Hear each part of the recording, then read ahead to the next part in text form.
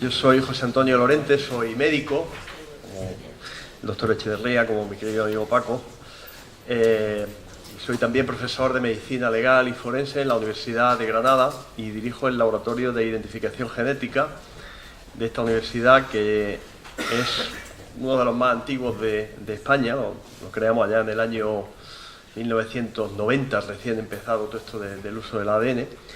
Y es además el único laboratorio de una entidad pública en Andalucía que trabaja con ADN forense. No hay en otro centro de investigación ni en ninguna otra universidad. En Andalucía hay 9 universidades públicas, como ustedes saben, una por provincia, y en Sevilla hay 2, la Universidad de Sevilla y la Pablo de Olavide.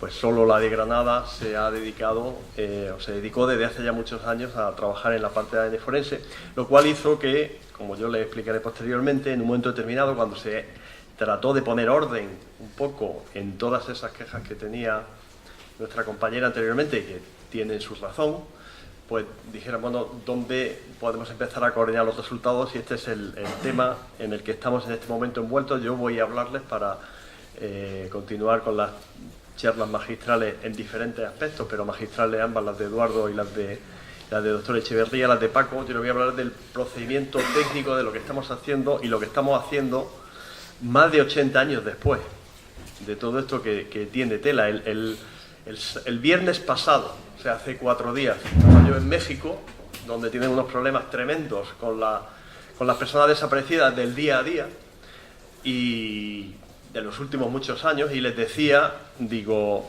espero que no tengan que estar aquí dentro de 80 años sus hijos, sus nietos, sus bisnietos, haciendo las identificaciones que ustedes no son capaces de hacer ahora. El tema este, como muy bien decía Paco, tiene que hacerlo la sociedad, porque si ustedes esperan que el Estado atienda este tipo de problemas, el Estado como tal, que además somos todos, también lo ha dicho Paco, pues no vamos a llegar a ningún lado. No vamos a llegar a ningún lado porque hay diferentes niveles donde hay la necesidad de que se impliquen las personas a través de las asociaciones de tipo civil, son muy importantes. El problema está en que nosotros consideremos esto como un problema simplemente social. Si nosotros consideramos un problema social y no un problema humano, de dignidad humana, nos estamos equivocando, porque hay una diferencia que muchas veces es difícil de captar. ¿Ustedes saben cuál puede ser un problema social en el sentido en que repercuta en toda la sociedad y no se hable nada más que de este problema? Pues mire usted, un problema social, un problema que está haciendo que la sociedad piense de manera coordinada y conjunta, en pro o en contra, o con una posición intermedia, o sin saber exactamente cuál es mi opinión exacta, pero yo digo, ahí está pasando algo. Es lo que está pasando ahora mismo con este barco que tiene a 600 seres humanos, o más de 600 personas por ahí, y que no se sabe lo que hacer. Ya he dicho quien lo desprecia totalmente, no es mi problema que se mueran todos allí dentro del barco.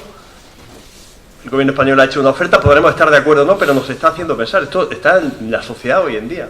Ustedes saben un problema social que puede ser muy, en el sentido que no se hable nada más que eso durante 5 días, que a España la eliminen en el Campeonato del Mundo de Fútbol. Eso se convierte en un problema social, pero ese es un problema humano. A mí me va a dejar eso huella, a ustedes les va a dejar huella. Esto sí deja huella, y nos la debe dejar a todos, tengamos o no familiares implicados en este. Es un tema de dignidad de las personas, de los seres humanos que habitan un país llamado España, y que, como ha dicho Paco antes, esto no tiene un costo excepcional, ni es imposible de hacer, con las limitaciones técnicas que ahora evidentemente yo les voy a explicar y que ya se han mencionado. Dejando llorar, claro que sí, pero no por lástima, dejando llorar con dignidad. No, por ahí te quedas, vete a la esquina. No, eso no es lo que nosotros podemos y debemos hacer, y a lo que se debe aspirar. Cientos de miles de víctimas, muchas de ellas en la retaguardia, son datos e imágenes como esta, que la fosa en el cementerio de San Roque en Cádiz. Aquí tienen ustedes la de Córdoba, que es evidente todavía mucho más grande. Mapa de fosas que ya han sido expuestas en toda España prácticamente, evidentemente. Hay, como se dijo anteriormente también Paco, zonas donde no se ha hecho nada o no se ha querido hacer nada, y se ve claramente dónde están los huecos. Yo soy de Almería, toda la vida en Granada, y fuera de España, pero yo soy de Almería. Es cierto que la provincia de Almería fue una de las que menos represión hubo, porque se mantuvo en el bando nacional republicano, como se mencionaba anteriormente, durante la mayoría del tiempo, con lo cual luego la represión fue puntual, no hubo grandes batallas en aquella zona, pero bueno, que es igual. También tenemos, en mi pueblo todo el mundo sabe que debajo de aquel pino mataron al fulanito y al otro, a este señor y a otra persona, y allí está. Yo no creo que nadie en el mundo pueda querer, yo no lo quiero ni lo puedo pensar por mí, pero a mí no me gustaría morir y que me dejasen abandonado y que todo el mundo supiese dónde estaba mi cuerpo y que nadie hiciese nada. O sea, que eso, no que nadie hiciese nada, sino que no levantase la conciencia, no clamase al cielo de la conciencia de las personas, y eso es lo que está pasando y lo que hemos dejado por acción o por omisión, que los delitos se pueden cometer por acción o por omisión, muchos de nosotros. Estamos, por lo tanto, entrando en fases diferentes donde en Andalucía hay un antes y un después, sin duda alguna, a través del desarrollo de esta ley, que es una ley muy reciente, como ustedes saben, la ley, el proyecto de ley y luego la ley que se aprobó, la ley 2/2017 de la Memoria Histórica y Democrática de Andalucía. Esto debe de suponer, si se aplica bien por los que tienen que aplicarla bien, que evidentemente son las personas que tienen capacidad ejecutiva y el poder ejecutivo es un poder político, si se aplica bien y se hace bien, va a marcar un antes y un después.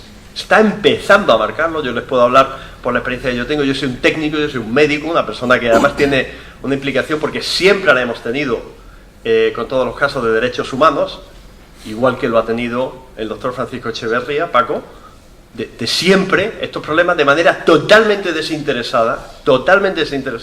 Nosotros y nuestros equipos han estado trabajando en la resolución de este tipo de problemas en España y fuera de España.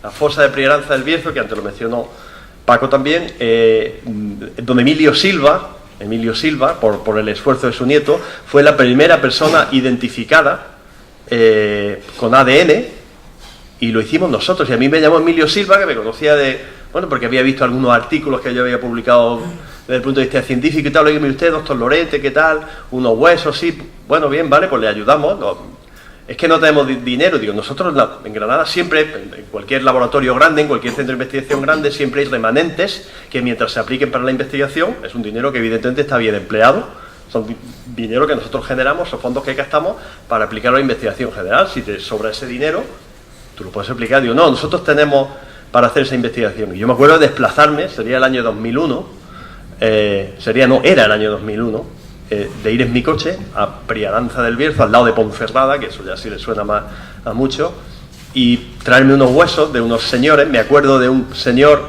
que no pudimos identificar a su hermano, el señor Falagán, un señor con 85 años. Cuando tú ves una persona con 85 años, murió poco después. En aquella época, dando una muestra para ver si se podía identificar. Son cosas que se hicieron. Hay un compromiso y hay profesionales que son capaces de hacer esto, insisto, de una manera totalmente desinteresada. Esta ley hacía falta en Andalucía porque nosotros hemos hecho múltiples estudios a lo largo de los últimos muchos años. Pero es cierto que, en mi opinión, había algo realmente peligroso, que era un descontrol en el sentido de descoordinación. Y descoordinación en este tipo de asuntos es descontrol. Me da lo mismo. Es decir, los memorialistas de aquí no pueden estar trabajando con unos protocolos y con unos sistemas de trabajo y tomando un tipo de muestras y mandándolas a un tipo de laboratorios, o usando unos equipos de antropología o de arqueología que luego no manejen protocolos comunes. Porque, sobre todo en las fosas grandes, donde hay gente que se puede sospechar o se puede saber incluso con seguridad absoluta quiénes son, pero otros no se saben.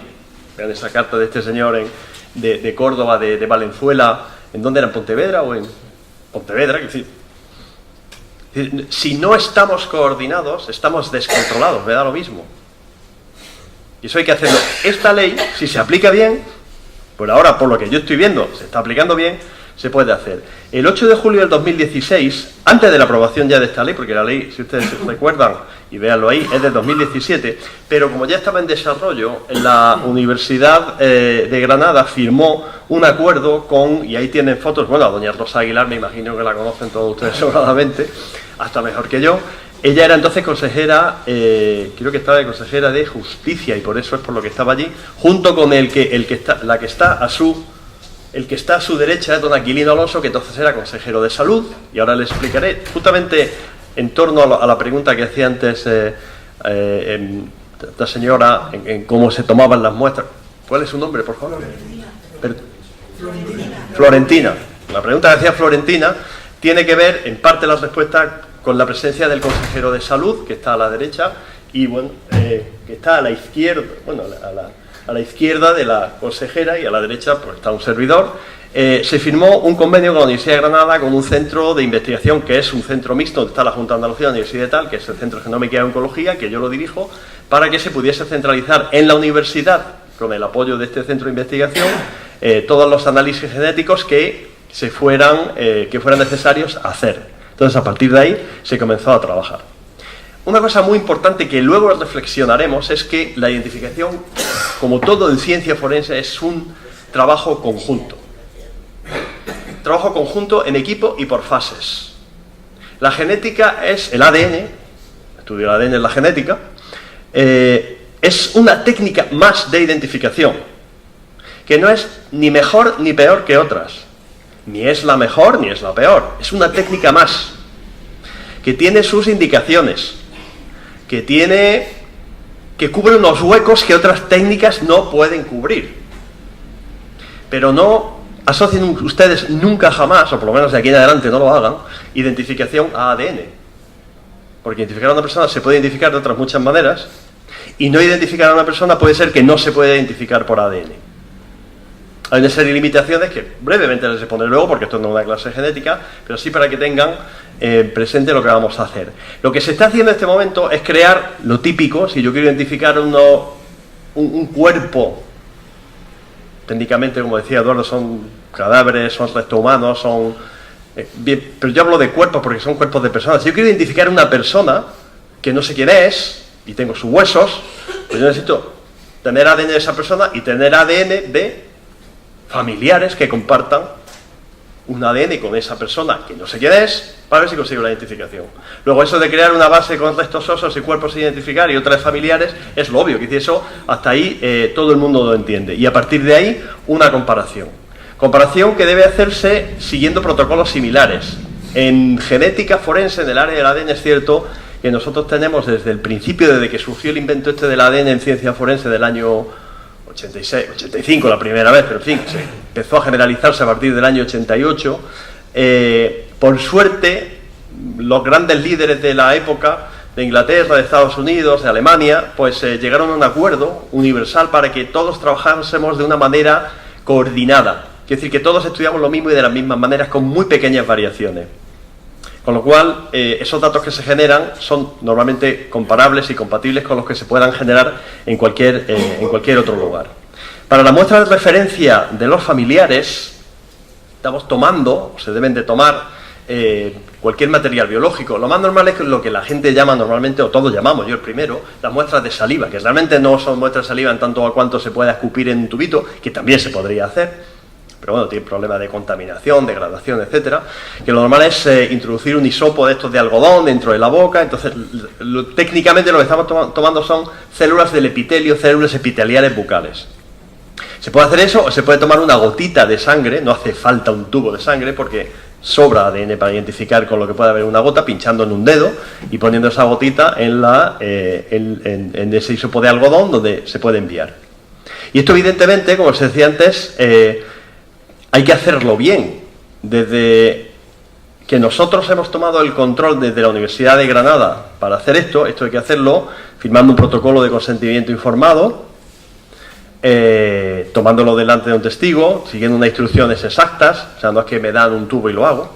Y de hecho, como yo les decía antes, la presencia del consejero de salud de la Junta de Andalucía, el que era entonces, ahora hay una consejera de aquí, doña Marina, que es de aquí de cordobesa ella, pero es igual, es el compromiso de la Consejería de Salud.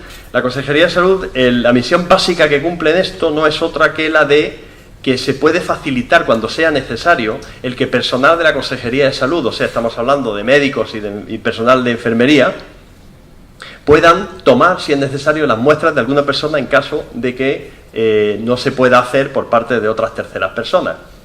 Si hay alguna persona mayor y está, por ejemplo, enfermo, no puede ir ¿Entiende lo que les digo? Entonces, esto también es importante porque nos va a garantizar todo el proceso de análisis. Lógicamente, los familiares tenemos que buscar familiares que tengan la relación más directa posible.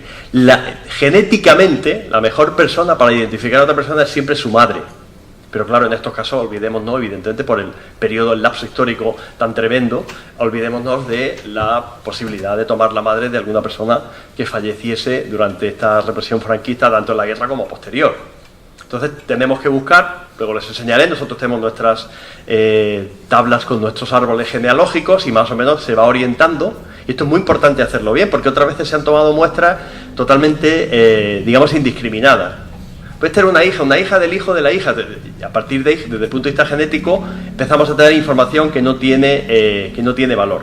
Los cuerpos no identificados, los fragmentos que a nosotros nos mandan los antropólogos, cuerpos, fragmentos de hueso, piezas dentales, dientes, etcétera, antes de que lleguen a un laboratorio como el nuestro, un laboratorio de genética, antes de que lleguen a la Universidad de Granada, tienen que haber sido estudiados minuciosamente por los antropólogos, por dos cosas. Primera, porque de un hueso, una forma física, se puede sacar un montón de información que el ADN no te la va a dar.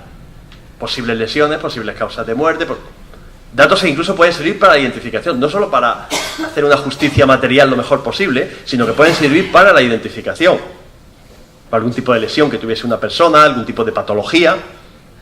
Y segundo, porque cualquier trozo de hueso que ustedes nos manden a nosotros literalmente lo vamos a hacer polvo, lo vamos a destrozar. El primer paso para analizar un hueso es pulverizarlo, con lo cual esa información se pierde. Entonces tiene que estar estudiado y documentado perfectamente por antropólogos competentes, que eso no se duda, pero a veces habría que ponerlo en duda en algunos casos, porque si no están dirigidos por maestros que sepan lo que están haciendo, y aquí hemos tenido uno y tenemos uno, y puede que haya aquí en la sala más alguno que otro, pues yo no puedo llegar. Yo puedo llegar y ayudar en una exhumación sin saber. Un par de veces lo he hecho. Y siendo experto, no, tú aquí dale con el pincelito, vete limpiando, y cuando esté el hueso más o menos aislado, espérate que se tome la fotografía, Pero no cualquier persona puede, evidentemente, evaluar las características que tiene un hueso. De esta manera se va generando una base de datos que además es una cosa muy importante. Y hoy tenemos una señora que los familiares cuanto más directos mejor. No he dicho la madre es lo ideal, la madre tenemos que olvidarla en estos casos. Pero si tenemos hijos, pues mucho mejor. Porque vamos a tener una transmisión de material genético directo del padre al hijo varón o del padre a la hija. O de la madre, porque tenemos un porcentaje, tú lo has dicho que era un 6% aproximadamente, 6-8% de mujeres víctimas, que algunas de ellas son madres de, otros pueden ser incluso chicas muy jóvenes que no han tenido descendencia y por lo tanto no se les podría identificar a través de sus descendientes. Es muy importante, es una cosa que ahora sí se está empezando, o por lo menos nosotros estamos tratando de que se haga perfectamente, tener los criterios exactos de relación familiar. Es muy importante que haya un consentimiento informado. Los procedimientos están en laboratorios que están acreditados. Nosotros no podemos analizar una muestra que no nos llegue en las condiciones. Es que está legalmente, o sea, no lo podemos hacer, podemos tener un problema legal, pero no es un problema legal solamente. A mí la legalidad, evidentemente, claro que la respeto y claro que me asusta poder hacer algo ilegal, no tanto alegal, pero ilegal sí que yo no quiero tener ningún problema de legalidad. Pero lo que no quiero es comprometer toda una base de datos porque pueda ser anulada o clausurado, puesta en duda su fiabilidad o su credibilidad porque no se ha seguido el protocolo adecuado. Entonces, todo el consentimiento hay que hacerlo de manera adecuada. Y hay un protocolo y un proceso, un consentimiento informado que debe de firmar la persona que da la muestra de manera exacta. La toma de muestra, lo más normal es hacerlo o con este tipo de material que ustedes están viendo, que es una especie de hisopo donde en el extremo aquí que tienen ustedes en la parte esta de aquí, en vez de haber un trocito de algodón, lo que hay es pues un trocito de papel que tiene una capacidad absorbente grande, que es como un pequeño cartón, que se puede introducir dentro de la boca porque no lleva ningún tipo de material conservante. O normalmente estamos utilizando hisopos de algodón, porque son más accesibles y más fáciles a la hora de manejar, pero que es igual. Y o bien células epiteliales de la boca, o bien gotitas de sangre, lo que se prefiera. Nosotros en este momento, por decirle a ustedes datos de las muestras que tenemos de Andalucía, luego les enseñaré al final los datos de las muestras que hemos recibido. casi el 90% de lo que nos viene son células epiteliales de la boca, o sea, lo que llamamos instintivamente muestras de saliva, ¿vale? Y funcionan perfectamente. Muy pocas digamos, no han funcionado, no se han tomado bien, pero ojo que también hay que saber tomarlas. Un dato muy importante para nosotros como genetistas para saber lo que hacer es realizar los árboles genealógicos adecuados. Nosotros tenemos que saber quién es la persona desaparecida y ver qué tipo de familiares podemos utilizar. Normalmente hacia atrás es muy difícil ir porque como mucho podemos tener hermanos de alguna persona desaparecida.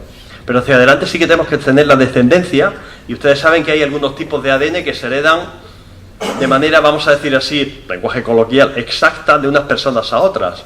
Uno es el cromosoma Y, el cromosoma Y, el cromosoma Y que lo llaman prácticamente en toda Latinoamérica. Este cromosoma Y es el que marca, como ustedes saben, el sexo masculino, el del varón, y se hereda, lógicamente, de padres a hijos varones. Yo tengo un cromosoma Y que procede de mi padre. Mi madre no tiene cromosoma Y, luego no puedo tener un cromosoma Y a mi madre. Y yo tengo 2 hijas, con lo cual mi cromosoma Y se pierde ahí. Pero mi hermano que tiene 2 hijos, pues el Lorente sigue para adelante. Entonces yo puedo, mi cromosoma Y técnicamente es exacto el de mi padre. Eso lo tengo comprobado en un estudio de mutaciones. Mi cromosoma Y es técnicamente o teóricamente, más que técnicamente, teóricamente exacto el de mi abuelo, padre de mi padre, y así sucesivamente, con lo cual esto nos ofrece a nosotros la posibilidad de hacer una trazabilidad, pero vean ustedes que tiene que ser, es decir, que la persona ideal tiene que ser el hijo de un hijo del fallecido, vamos a hablar del fallecido porque la gran mayoría son fallecidos, o un hermano de un hijo de un fallecido, o un hermano de un hijo de un primo de fallecido que tenía el mismo abuelo en común. ¿No sirven las otras personas? Sí pueden servir, pero hay que realizar el árbol genealógico para ver qué tipo de información pueden aportar. Otra muestra muy importante es la del la del llamado ADN mitocondrial. Todos hablando de la ADN mitocondrial, que es un ADN de una organela que hay dentro de las células, que es la mitocondria, por eso se llama mitocondrial. Tampoco hay mucha mayor originalidad en el nombre. Entonces es un ADN específico que tenemos todas las personas, que lo heredamos todos de nuestra madre, seamos mujeres o seamos hombres, pero que solamente las madres lo transmiten. Entonces, por ejemplo, el mío evidentemente es igual que el de mi madre, es igual que el de todos mis hermanos, que son 3 más por ahí, pero solamente mi hermana, somos 3 hermanos y una hermana, solamente mi hermana ha cedido su ADN mitocondrial. Entonces, todo eso hay que ponerlo a la hora de, nosotros cuando nos mandan el protocolo en el que estamos funcionando, como se puede imaginar, es que desde las personas que llevan, y hay que agradecer, como se agradeció anteriormente, a Javier Giraldez y a Miguel Ángel Encinas, que están en Memoria Democrática actualmente, cuando nos mandan, dicen, se va a hacer una observación de tal sitio, donde sospechamos que los familiares, las personas que puede haber ahí, y estos son los familiares que hay.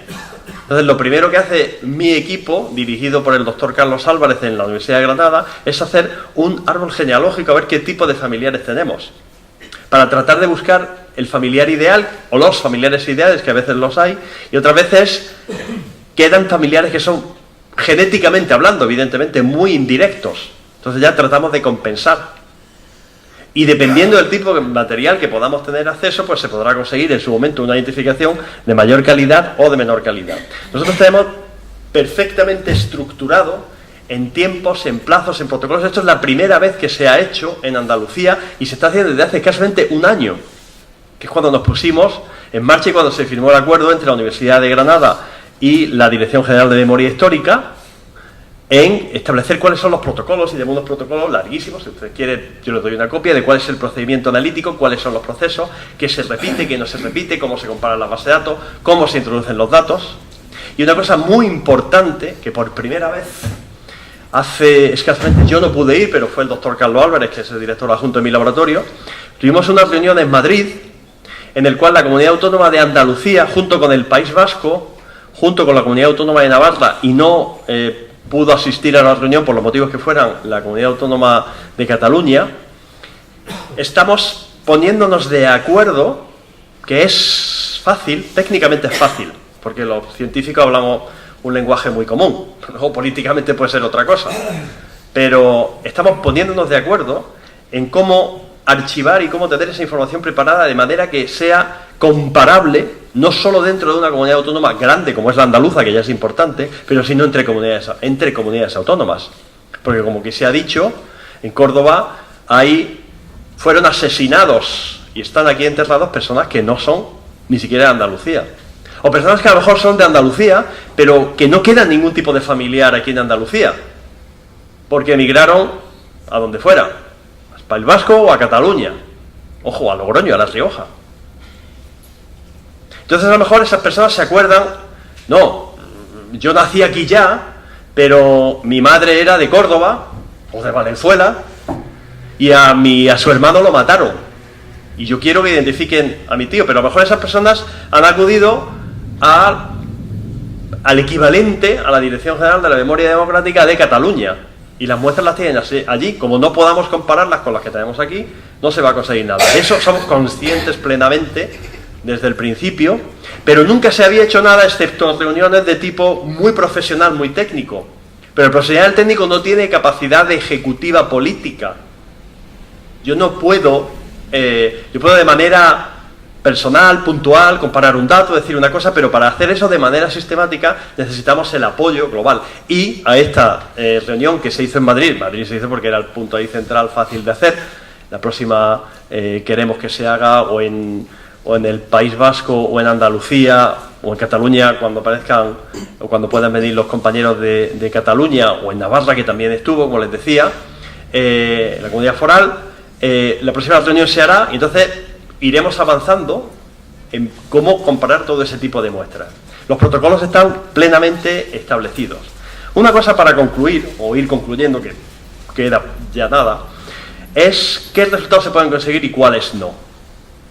Es muy importante, lo segundo que pone ahí, no se podrá identificar a todos los restosos, ya se ha dicho, y no se podrá identificar por múltiples causas. Algunos porque literalmente se habrán convertido en polvo. Los menos, pero algunos dicen polvo en sentido de polvo del desierto, no, pero los huesos serán tan frágiles, tan degradados, tan fragmentados que va a ser imposible cualquier tipo de procedimiento de identificación de los típicos. Los grandes procedimientos de identificación de restos, cuando ya ha pasado un cierto tiempo, olvídense ustedes de huellas dactilares, de todo ese tipo de historia. Entonces, ¿qué nos queda? Pues nos quedan los huesos, nos quedan los dientes y nos queda el ADN. Dientes, odontología forense, muy importante, clave, puede identificar perfectamente a una persona. Perfectísimamente. Pero para eso hace falta tener datos de una ficha dental, que se llama, que vayan ustedes a buscar fichas dentales del año 1930. Alguna habrá, me imagino, pero evidentemente sería una excepción totalmente. Entonces, olvídense de la odontología, nos queda la antropología y nos queda la genética, ambas con sus limitaciones y ambas con sus capacidades. Antropológicamente se puede identificar perfectamente a una persona. Quiero hacerle una mínima reflexión que todos, aunque no sean amantes de las ciencias exactas o matemáticas, van a entender. Matemáticamente, la probabilidad oscila entre 0 y 1. Cuando la probabilidad de algo es una certeza absoluta de que un hecho acontezca, la probabilidad es 1. No es 100, ni es 1000, ni es 10.000, ni es 1 billón, ni 1 cuatrillón. No, es 1. Cuando la probabilidad de que un hecho acontezca es absolutamente imposible, la probabilidad es 0. Va de 0 a 1. ¿Por qué digo esto? Porque cuando ustedes alcanzan una certeza absoluta de una identificación y la hacen equivaler a 1, siempre con un toque de optimismo, pero porque todo es probabilístico, ni el ADN le da una probabilidad del 1, le da una probabilidad de 99.48 millones de 9.18, o un 8 después del último, pero no es 1. Pasa que a partir de ahí en ciencia asociamos esto es así porque es así. El momento que ustedes consigan una identificación con una probabilidad de 1, o sea, estén seguros de que esos huesos, Paco Echeverría nos dice que son de esta persona, por todas las características, por comparación, por tal, con esa probabilidad de 1, a partir de allá no se consigue nada más.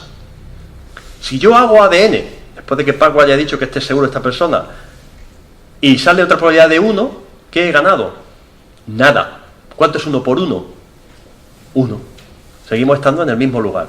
Entonces, es importante que entendamos que todo esto son ciencias complementarias, que unas vienen a ayudar y a cubrir huecos, que unas ofrecen una información y otras ofrecen otra información. No se podrá identificar a todos los restos óseos. Miren ustedes, nosotros en este momento, lo pone en la última línea, en la Universidad de Granada, pero no solo con los huesos de la Guerra Civil Española, que son bastante difíciles de analizar. ¿Por qué? Porque tienen ya una antigüedad grande, 80 años es bastante tiempo, y luego sobre todo porque han estado enterrados en unas condiciones normalmente tendentes a pésimas, o muy malas, en tierra, incluso a veces junto con otros cuerpos, fosas comunes, algunas fotos que no ha puesto Paco, son así la mayoría, han estado expuestas a humedad, a no sé dónde. Entonces ahí influyen muchos factores que hacen que hay un 30 o 40% de las veces que no sale ADN.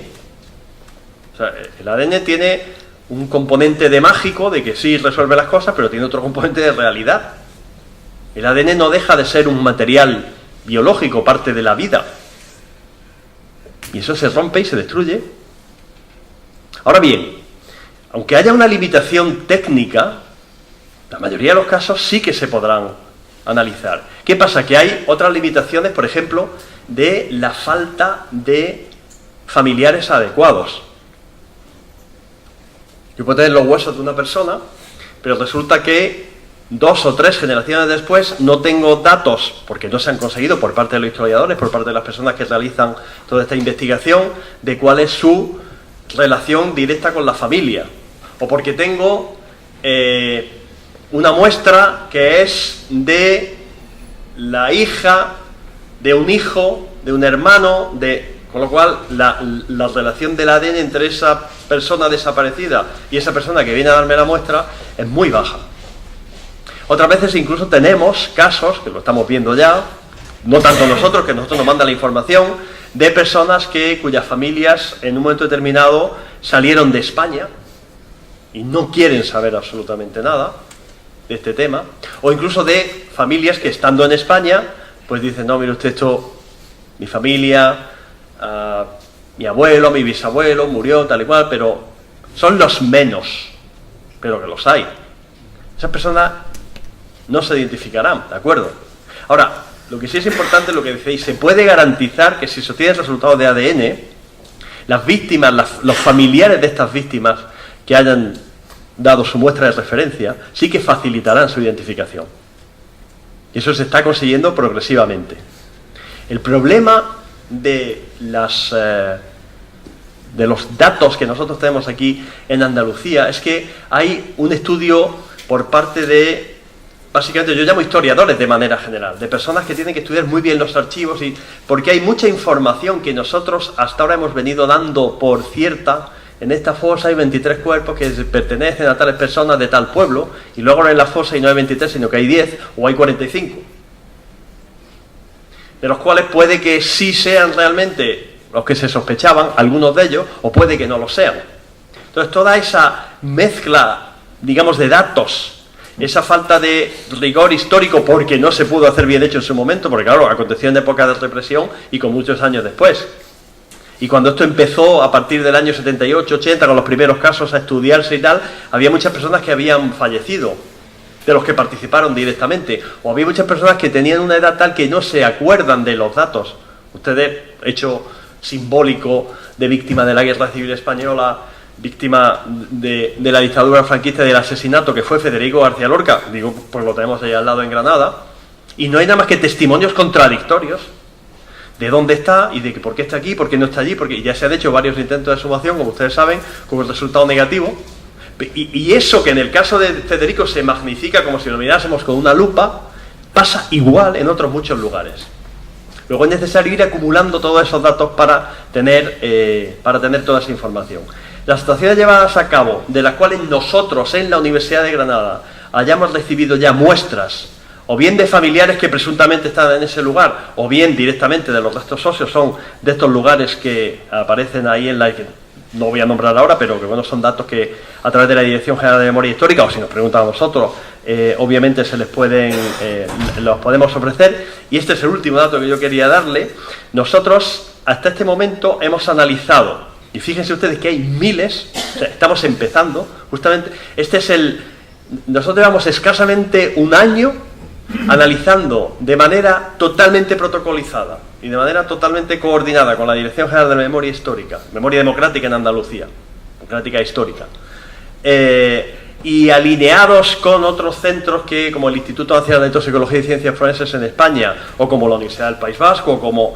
Llevamos escasamente un año, porque no llega realmente a un año de que empezamos a analizar muestras, y hemos analizado, estos son datos de finales del mes pasado, lo actualizamos una vez al mes, o sea, final de mes, unos 434 restos óseos y unos 248 familiares. Ahora nos están llegando, ya hay un presupuesto consolidado, cosa importantísima. Yo totalmente de acuerdo con lo que decía Paco, hace falta crear profesionales estables para esto, o acudir a instituciones que tienen profesionales para que puedan en un momento determinado mantener su plantilla o ampliarla para abordar este caso. Esto no cuesta, ustedes no multipliquen y saquen cifras astronómicas, no. O sea, aumentar la vía del AVE que va a Granada o dar una curva por ahí o no sé qué, o hacer cualquier historia, le va a costar 10 veces más que pueda costar todo el proceso de identificación de todas las víctimas, o el intento de identificación, la dignificación en cualquier caso, de todas las víctimas que haya de la dictadura franquista y de todo este proceso. Vean una cosa muy importante, y con esto termino. Ustedes ven, total de restos óseos 434, total de análisis aproximadamente 1500. ¿Qué significa esto? Y no, evidentemente, ni quiero entrar ni he entrado en detalles. Que el análisis de ADN es muy complejo, en general, se puede automatizar y hay máquinas que hacen mucho, de acuerdo, bien, pero es muy complejo, aunque lo haga una máquina. Pero es que en el caso de los restos óseos es todavía más complejo, porque el estado de conservación del material genético es tan malo que cuando uno hace un análisis no sale nada. Entonces tiene que repetirlo otra vez, si no entera una parte del análisis, y luego otra vez, Entonces hace que por cada muestra que nos mandan, bien, 434 frente a 1500 es casi 4 veces la diferencia. Para nosotros conseguir un resultado, a lo mejor tenemos que hacer de media, que es lo que sale ahí, 4 análisis de un mismo hueso. O para nosotros decir que definitivamente en este momento es imposible sacar ADN para la identificación de una persona de ese resto de hueso, pues hacemos otros 4 o 5 análisis. Eso es la media. Unas veces sale la primera, las menos, y otras veces nosotros hacemos hasta 6 intentos antes de dar un resultado por negativo. En este momento estamos en una fase donde hay un presupuesto consolidado, lo cual a mí, desde el punto de vista, porque de esto, quiero decir, yo soy profesor de la Universidad de Granada, a mí me paga la Universidad de Granada, y me va a pagar lo mismo si yo me dedico a esto que si me dedico a otra cosa. Pero en nuestro laboratorio, desde hace muchísimos años, igual que lo hizo Paco Echeverría hace muchos años, decidimos emplear parte de nuestro tiempo, de hecho gran parte de nuestro tiempo, de una manera desinteresada, trabajar en este tipo de cosas. Pero para eso necesitábamos un presupuesto estable que por primera vez en Andalucía se da, con lo cual yo felicito al gobierno de la Junta de Andalucía que fue capaz de aprobarlo, porque tenemos un presupuesto para 4 años. Eso da unas garantías de que se van a poder hacer las actuaciones. Porque si no estamos en la fase de político, me voy, me hago la foto, se va a hacer esto o lo otro, y luego ustedes se quedan aquí y se la apañan como puedan. O yo le pido una información, pues habla con no sé quién, habla con no sé cuánto, que te mande una muestra, que te mande un hisopo, dónde está el consentimiento, dónde está todo lo demás. Están empezando a hacerse las cosas bien, y yo espero que este año ya, para final de año, las muestras, o sea, el número de análisis de eso que están viendo aquí, estamos en un proceso, digamos, de aceleración muy significativa en el número de análisis, porque ya hay un presupuesto que se puede utilizar. Para final de año se puede estar duplicado o claramente duplicado, y la previsión que nosotros tenemos a lo largo de los próximos años es que conforme se vayan haciendo todas las exhumaciones, progresivamente, pues esas cifras aumenten de una manera exponencial, no que se dupliquen de un año a otro, no, que aumenten de manera exponencial. Porque tenemos los medios técnicos, tenemos el personal capacitado en el área de la genética, en el área de la antropología, y esto es cuestión de tener voluntad de hacerlo. Nosotros somos, como profesionales médicos en la Universidad de Granada, en la Universidad del País Vasco, somos profesionales que dependemos de que nos autoricen y de que nos den los medios para hacerlo. Nosotros somos técnicos pero no somos neutrales, como decía Paco, somos imparciales, somos objetivos, pero yo se lo oí decir cuando a Paco Echeverría le dimos en la Fundación QSD Global, que es la fundación sobre personas desaparecidas, le dimos hace 2 años, fue el premio a la labor científica y humanitaria dentro del apoyo a la familia de personas desaparecidas, y ya dijo esa frase que yo he usado un par de veces después, citando al autor. Y dijo, mire usted, yo soy objetivo, yo soy imparcial, pero yo no soy neutral. O sea, a mí si el yen japonés se ha depreciado hoy porque el Kim Jong-un y el presidente Trump han estado reunidos, Eso, yo soy imparcial, soy objetivo y además soy neutral, es que me da lo mismo. Es decir, la cotización del yen japonés frente a la moneda coreana del norte es que no me... Pero en esto no puedo ser neutral, porque yo tengo una implicación emocional que quiero tener, que no me va a alejar de la objetividad y de la imparcialidad. Pero yo tengo un deseo de hacer algo. Entonces, en Andalucía por primera vez se está haciendo. Todavía, y evidentemente probablemente surja de alguna pregunta que tenga alguien, estamos viniendo de una época donde había un descontrol por omisión, no por acción, era un... Digamos, no quiero hablar de delito ni de falta, pero era una acción en todo caso culposa, o sea, se hacía de una manera voluntarista. Yo he visto máquinas excavadoras sacando... en la provincia de Málaga, incluso en la provincia de Granada, y he visto parar a máquinas excavadoras que estaban tratando de excavar fosas en el barranco en Órgiva, por ejemplo, que ahí hay un lugar que luego está pendiente todavía de exhumación, pero una mañana de un sábado por la mañana, pues llegaron memorialistas ya hartos, esto hace ya 7 u 8 años puede hacer, año 2010, 2011, por ahí, memorialistas hartos de que le dieran largas y que le dijeran que sí, que no, que mañana, que pasado, y cogieron una pala retroexcavadora con unas cadenas y se pusieron en el barranco. Menos mal que un grupo de profesionales, entre ellos un antropólogo, el profesor Miguel Botella, muy amigo de Paco, y un servidor, y otros dijeron, por favor, no hagáis esto, porque primero probablemente no consigáis nada, pero es que vais a romper todo tipo de evidencias y de datos objetivos que sirvan para documentar la verdad histórica. Y con ese argumento científico, pues pararon y lo hicieron.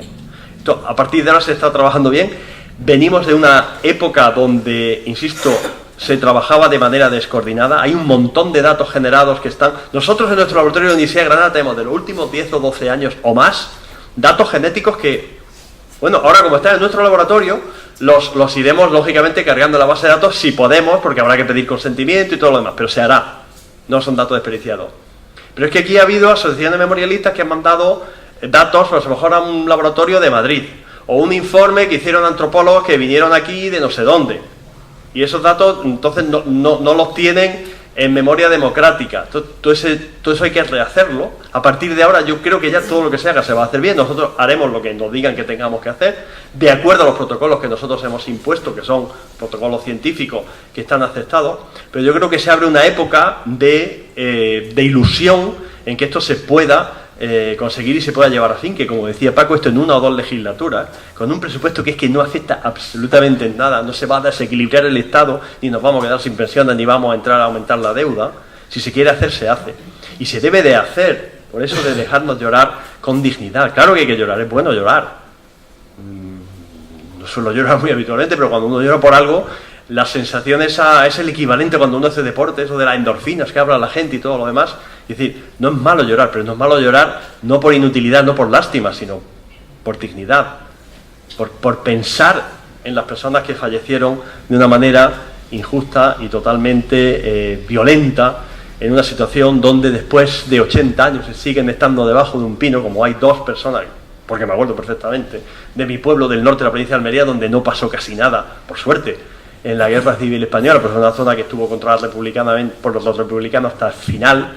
Y luego hubo víctimas de esa zona, claro que sí, pero que murieron del frente o que murieron fusilados, a lo mejor en Córdoba. Hay alguno de mi pueblo o de mi zona, que es el Alto Almanzora de Almería.